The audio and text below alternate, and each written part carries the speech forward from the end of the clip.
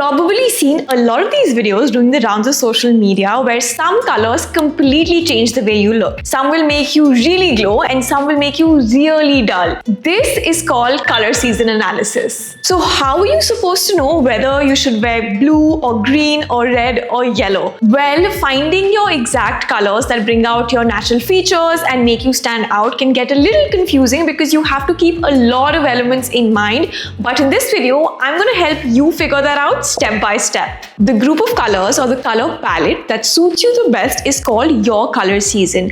The idea is that every single person's features can be classified into different set of shades associated with the seasons, which are spring, summer, autumn, and winter. Now, these are further broken down into 12 sub-seasons such as dark autumn, true spring, or bright winter. And from this palette, you can figure out what set of shades suits you the best in terms of outfits, makeup, or even hair. So to know your color season, here's a step-by-step guide. Step 1, you need to define your features. And to define your features, there are certain terms that you need to keep in mind. Number 1, you need to know what your undertone is, whether it's cool or whether it's warm. There's also something called contrast, which tells you how dark or light your features are.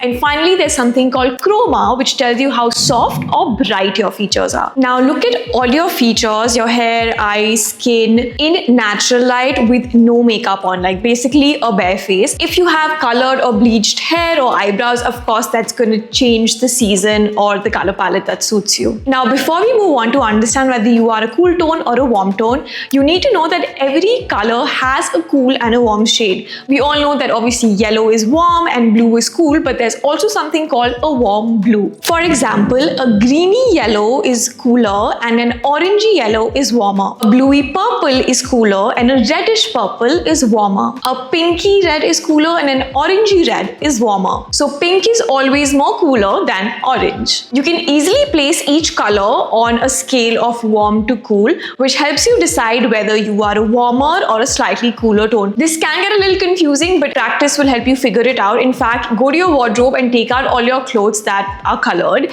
and try to place them on this scale. So coming back to your features, we are looking at your hair, your skin, and your eyes.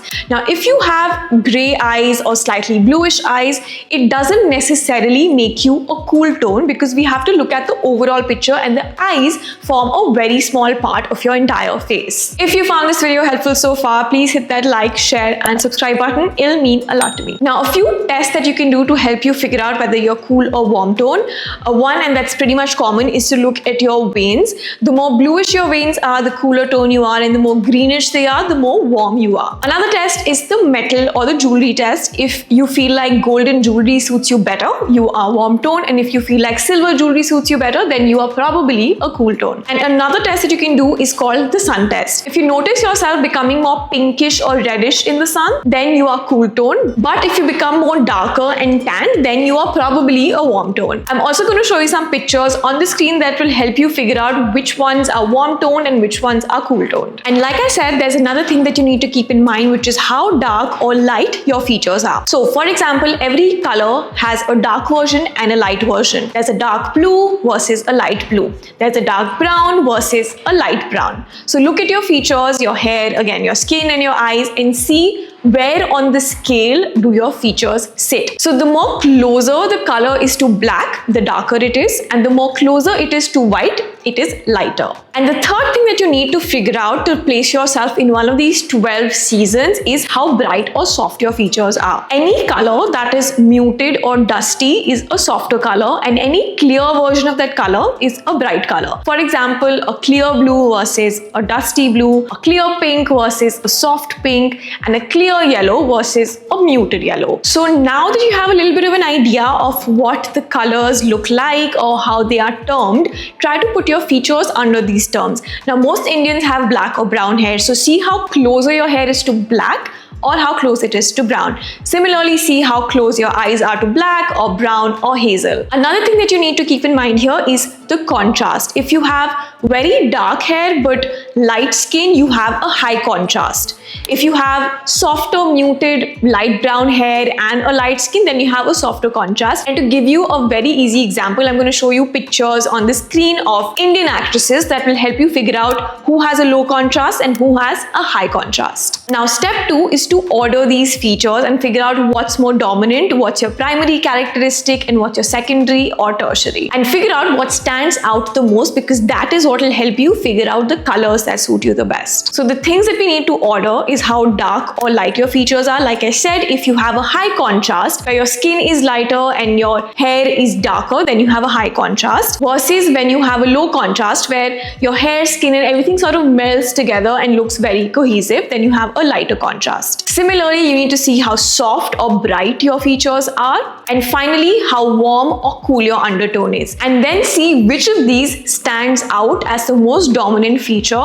for you. Now, if I'm looking at myself in the mirror, the first thing that I can clearly tell is that I have really dark hair and my eyes which are also dark. So this becomes my primary characteristic. Versus if you look at the mirror and you can clearly tell that you are a cool undertone, that becomes your primary characteristic. I'm again going to show you examples of faces that have cool or warm tone as their primary characteristic versus dark or light as their primary characteristic. Another example would be to see Kareena Kapoor, and when you see her features, she has light skin, light hair, and all her features sort of melt together. Of course, she is a cool undertone, but the first striking feature of hers is a lighter contrast. So that becomes her primary characteristic. Another example of this would be to look at the actress from the show called The New Girl. Now, she has dark hair, very light skin, and bright blue eyes. So you can tell the contrast is very high, which brings her under the dark category. Now, step 3 is to list down all of these findings and order them as per what's primary, secondary, or tertiary. Now, when I look at the mirror, like I said, the first thing that pops out to me is my dark hair.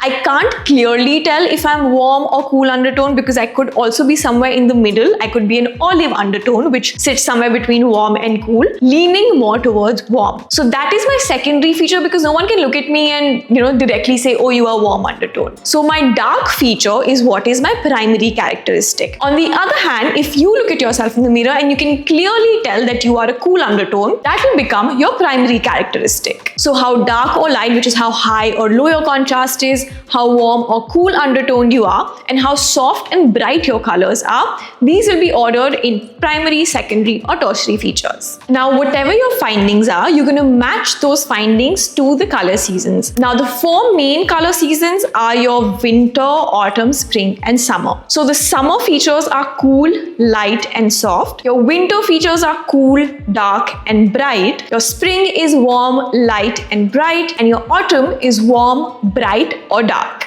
Now, if you don't fit into any of these seasons directly, for example, if you are cool, light, and bright, you will not fit into these 4 seasons, which is why we have the 12 sub-seasons. Now, to make it simpler, you don't necessarily need to order all your features into these 3 categories. If you can even tell just your primary and secondary, that's enough to figure out your color season analysis. So, for example, I am dark and warm. I can't really tell if I have very soft or very bright features. So, I will come under dark autumn. I have listed down these combinations that will help you figure out what season you fall under. For example, if you are a bright and warm, you will be a bright spring. If you are a light and warm, you will be a light spring. If you are cool and soft, you will be a true summer. If you are soft and cool, you will be a soft summer. So I know it's a little confusing, but this table or this chart right here will help you figure out what your features are and what your color season is. So just to recap, what you need to do is look at yourself in natural sunlight with your bare face and find out your primary and secondary characteristic of your features. So these would be dark or light, soft or bright, and warm or cool. Whatever you can look at the mirror and tell instantly is your primary feature. So yeah, this was for today's video. I know confusing tha, but hopefully helpful bhi tha,